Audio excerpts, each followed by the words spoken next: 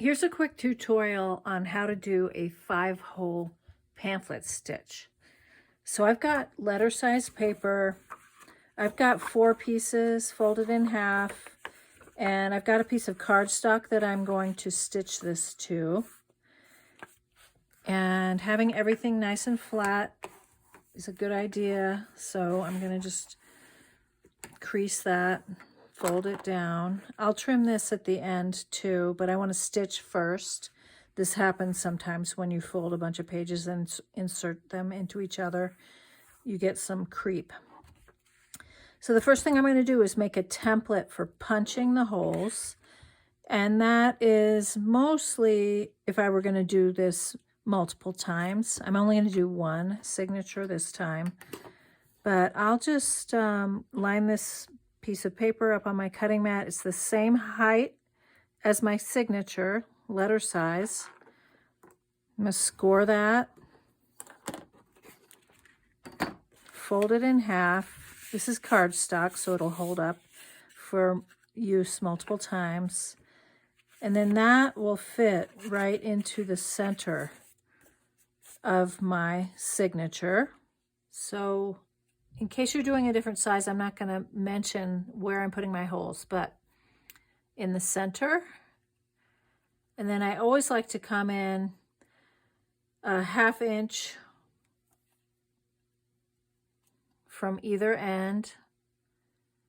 So that's 3 holes, and now I want 5. So now I'm going to put another hole in between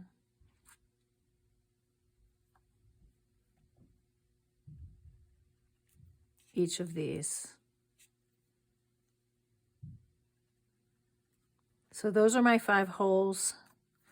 They're evenly spaced. And then I'm going to show 2 ways of punching. I like to punch on foam core if I don't have a punching jig. So I'm just going to pre-punch these. They're all on the center line. So right in the center. Now I'm going to put that jig in here.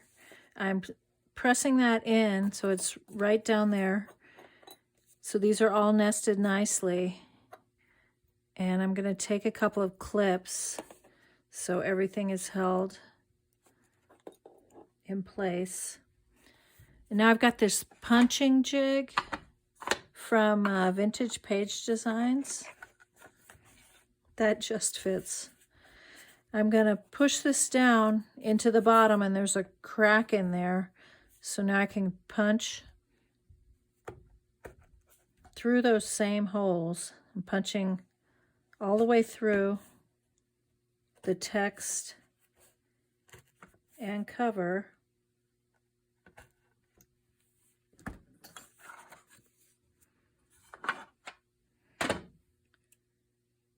And now I need to remove, so I don't stitch this punching jig in.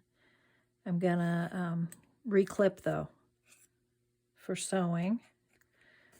Because the one thing that can happen is that the paper and the cover get discombobulated, and then you have a hard time finding those holes. So it's good to hold them in place. You could use tape as well, removable tape. And next I'm going to take my sewing thread. I'm going to use a linen bookbinding thread. And I'm going to measure out 3 lengths.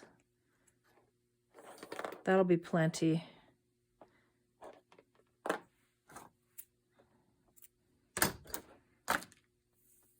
I could just use the thread as is. I like to wax it. This is a beeswax. Just run it through that. I'll attach a needle.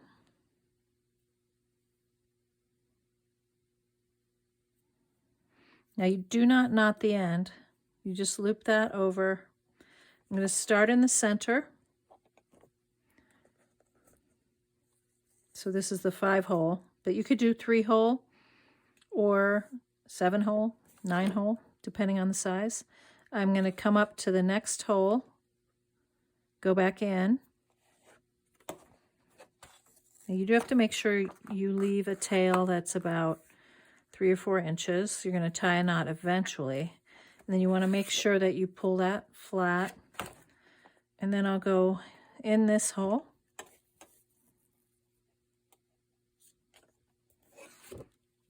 Back in through this hole.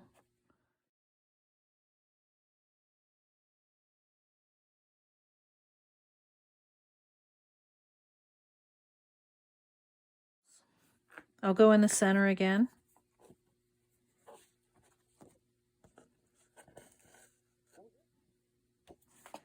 Now I'm going to do the same thing at this end, in this hole.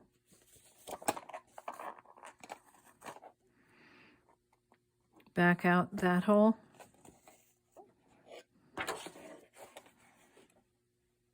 In this one again.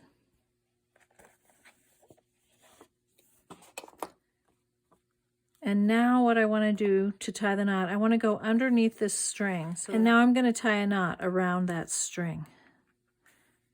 And this, because the linen is waxed, it's going to pull and stick to itself. But I still like to do a double knot.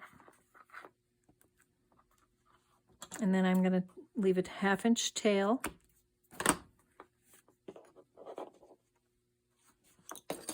And there's my pamphlet stitch.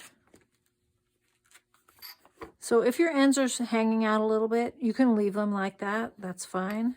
Or if you want them flush with the cover, you can cut them with a paper cutter or with your knife. And that's several layers, so I'm going to run across that several times to get through all those layers. And now I have a nice flush edge.